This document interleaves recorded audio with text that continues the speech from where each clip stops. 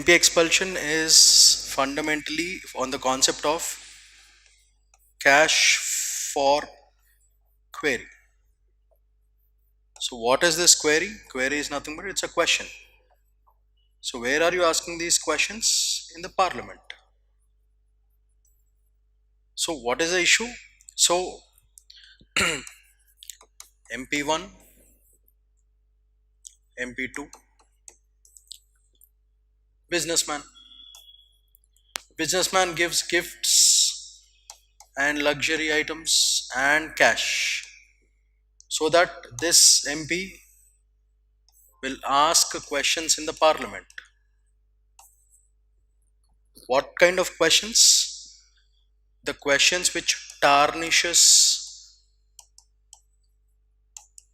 the image of PM and another businessman. So because the tarnishing of image is taking place, this MP filed a complaint on this MP. So when they have filed a complaint, what happens is the Lok Sabha has two kinds of committees on the issues of code of conduct, how a particular MP or a member of the parliament should conduct himself or herself with respect to the rules and regulations of the parliament. There are two major committees. One is called ethics committee and the other is privileges committee. So fundamentally this is the older one,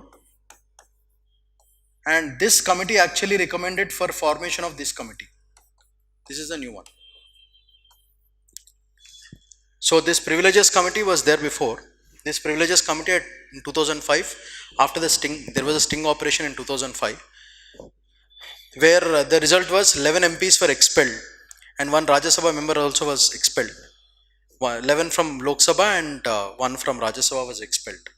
So this privileges committee is the base, has recommended for the formation of ethics committee, which actually looks over the conduct of how the members of the parliament function within the parliament. That's the whole point. So this case is cash for query case, where this businessman will tell this MP, you please ask these questions in the parliament, so that the image of a particular person or another member of the parliament or the prime minister or the speaker, it may be any person who is against them will be questions and their image will be tarnished.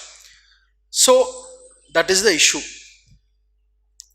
So this is not something very new also. It was there before 2005, a huge thing. 11 Lok Sabha members were removed, expelled, and one Rajya Sabha member was expelled. So it's not something new. But the issue is who should decide what can be done with them is these two committees. One is ethics committee and privileges committee. Now the issue is whether these committees will just recommend or do they have some powers or not. So let's discuss about those things. So the MP expulsion fundamentally is to talk about the cash for query issue and what can these committees do. So the whole broader perspective is this. So let's look at that. So news, cash for query against Moitra. Nishikant Dubey is the complainant, asking questions in parliament for exchange for bribes from a businessman against Modi as well as Adani. So the parliamentary ethics committee has started hearing the case, and this is news, therefore it is very important. So this is the major crux of it. Moving on. So what happened is, how did this happen? An allegation of corruption against MP can be sent either to an ethics committee or to the privileges committee, but more serious situations will be taken to the privileges committee. If the seriousness is more, privileges committee will take care. The ethics committee can take up only cases of misconduct that involves MPs, while privileges committee includes both MPs as well as non-MPs. So this is the difference between ethics committee and this one. So ethics committee will deal only with MPs, while privileges committee will deal with both MPs as well as non-MPs. Now please remember 2005 case, 11 Lok Sabha MPs were expelled and 1 MP from Rajya Sabha was expelled, as I told you. And please, this case is very important, Raja Rampal versus Honorable Speaker. In this case, the essence of that case is, please remember, Raja Rampal versus Honorable Speaker. This case is important because the issue was, do these committees have the right or do they have the power to expel members of parliament based on misconduct?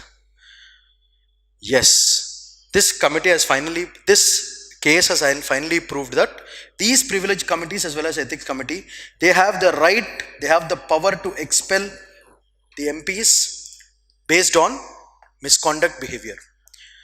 The misconduct may be any form. It may be taking bribes, or it may be unnecessarily defaming a person. So any of these formats can be taken into consideration. So this case is very important, might come for prelims. So, and this difference also is very important. Ethics committee, only MPs, while privileges committee, both MPs and non-MPs. This is what is important for UPSC. Next, please remember this is the most highlight point. How did this start? This VORA committee, what they have done is, they have found out that there is a huge nexus between bureaucrats, police officers, businessmen, and there's a lot of settlements which are going on within this group. Therefore, this committee, VORA committee report is very, very important. That is what you have to remember. So between gangs, police and bureaucracy. And then the committee of privileges recommended the formation of ethics committee. I told you, this is the older committee and this is a new committee. What is the aim of this? Moral as well as ethical conduct of the members and examine the cases of misconduct referred to it. That is the aim of this ethics committee. The rules applicable to the committee of privileges also apply to the ethics panel. This is a very important point, can come for prelims as a logical question. So will the rules applicable for committee of privileges be applied for the ethics panel also? Yes. So this is an important point for prelims. Please don't forget this.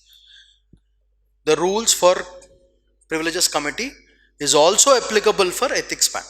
That is very important point. Next, moving on. So what is the procedure for how do you have to complain? Now complaint, any person can complain against a member through another Lok Sabha MP. Any person through Lok Sabha MP can, if there is evidence of alleged misconduct. So who can refer? The speaker can refer. The speaker can refer to the committee any complaint against an MP. So here the highlight point is this. So complaint, so the complaint can go through an MP. From an MP it will go through speaker, and the speaker will recommend which committee, and the committee will finally give a report. This is the order. First, complainant through a member of Lok Sabha. From the member of Lok Sabha it goes to the speaker. The speaker will decide which committee it has to go, whether to the ethics committee or the privileges committee, and based on that the committees will start creating reports. Based on the report, whatever action has to be taken, they will take. That is the whole essence. Now, privileges committee. Privileges are enjoyed by individual members as well as House as the whole. So, member of parliament, he or she can be examined for breach of privilege. And if it is a non-MP, then they can be accused of breach of privilege for actions that attack the authority and dignity of the House. So, if a non-MP is attacking the authority or the dignity of the House, then action can be taken on non-MPs. But for MPs, only if breach of privilege is being done.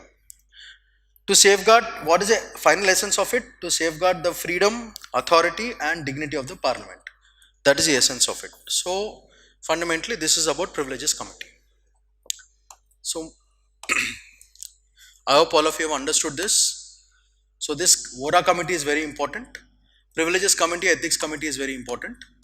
And then this case is very important, Raja Rampal versus Honorable Speaker. And if you want to just give an example, you can give an example of 2005 case. I think that should be more than sufficient for this topic.